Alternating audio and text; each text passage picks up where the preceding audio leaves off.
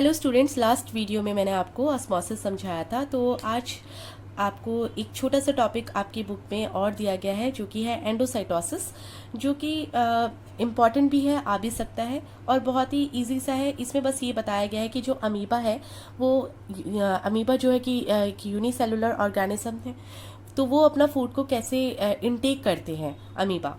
तो इनका जो प्रोसेस होता है by which cells unicellular organism, amoeba भी हो गया, जो भी यूनिसेलुलर ऑर्गेनिजम्स हो गए, तो ये जो भी सब्सटेंस को बाहर से लेते हैं अपनी सेल में, तो उस प्रोसेस को हम कहते हैं एंडोसाइटोसिस। जैसे कि हम लोग खाना खाते हैं, तो हमारे खाना खाने को हम क्या करते हैं, खाना लेते हैं और हम अपने सीधे माउथ में डाल देते हैं, तो इस प्रोसेस को हम इंजेक्शन बोलते हैं।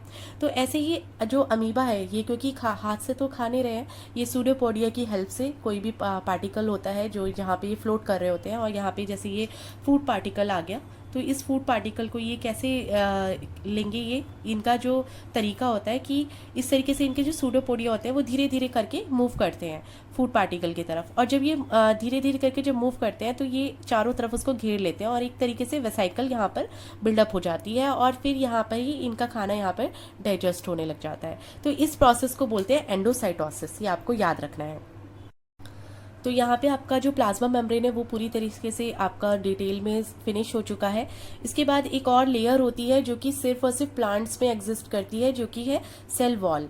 ये किसी और ऑर्गेनिज्म में आपको नहीं मिलेगी। एक आउटर लेयर है, जैसे कि अगर हम यहाँ पे एक सेल ड्रॉ करें, तो इस सेल के पास एक पतली सी झिल्ली थी जिसे हमने नाम दिया था प्लाज्मा मेम्ब्रेन। लेकिन अगर मैं प्लांट सेल की बात करूँ तो इसके चारों तरफ एक और सेल होती है जिसको हम बोलते हैं सेल वॉल, जो कि क्या करती है, जो कि ड्यूरेबिलिटी देती है, स्ट्रेंथ प्रोवाइड करती है प्लांट को।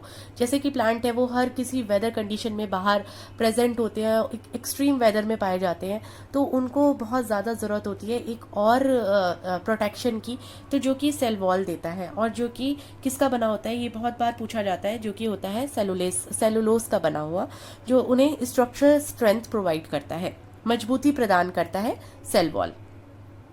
फिर उसके बाद अगर हम बात करेंगे, जो कि हमारा सेकंड पॉइंट है, वो है हमारा न्यूक्लियस। जितनी भी सेल्स हैं सब में न्यूक्लियस पाया जाएगा।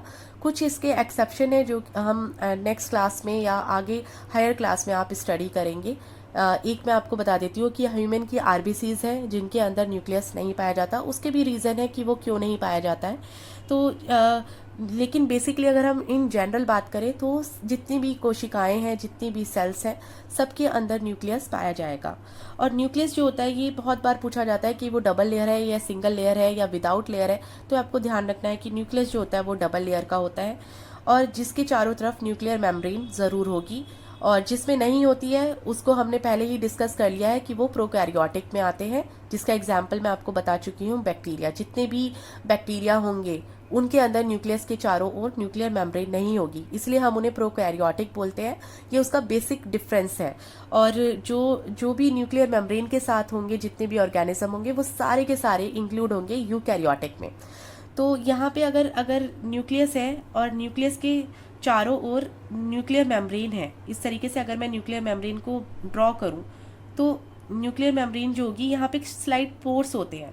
तो यहाँ पे पोर्स होते हैं जो कि हमें अलाउ करते हैं किसको, ट्रांसफर ऑफ मटेरियल को। और वो किस तरीके के मटेरियल होते हैं, क्योंकि जो न्यूक्लियस है वो एक तरह से हार्ट है सेल का। उसके अंदर बहुत ही इंपॉर्टेंट फंक्शंस होते हैं। उसके अंदर तो आपके डीएनए पाए जाएंगे, राइबोसोम्स होंगे, मतलब आपके आरएनए बनेंगे। तो ये सारे के सारे सेल से, आपके न्यूक्लियस से बाहर भी जाएंगे। मतलब सारी चीज़ें नहीं, डीएनए नहीं जाएगा, लेकिन कुछ चीज़ें होंगी जिनको मूव आउट होना ज़रूरी है एक सेल को पूरी की पूरी तरीके से काम करने के लिए। तो इसलिए यहाँ पे पोर्स का होना ज़रूरी होता है, क्योंकि यहाँ से भी जो ट्रांसमिशन है वो बाहर की तरफ होता है। तो इसको भी हम आगे डिटेल में पढ़ेंगे कौन कौन सी चीज़ें हैं, लेकिन अभी के लिए आप ध्यान रख लें कि ये ट्रांसफ़र ऑफ मटेरियल है। फिर उसके बाद ये मैंने आपके लिए यहाँ पे डायग्राम बनाया कि यहाँ पे कंटेन्स होते हैं क्रोमोसोम। क्रोमोसोम आपने बहुत बार पढ़ा होगा, लेकिन ये क्रोमोसोम्स होते क्या है, जो हमारी सेल्स होती है, हर एक सेल्स में 46 क्रोमोसोम पाए जाते हैं।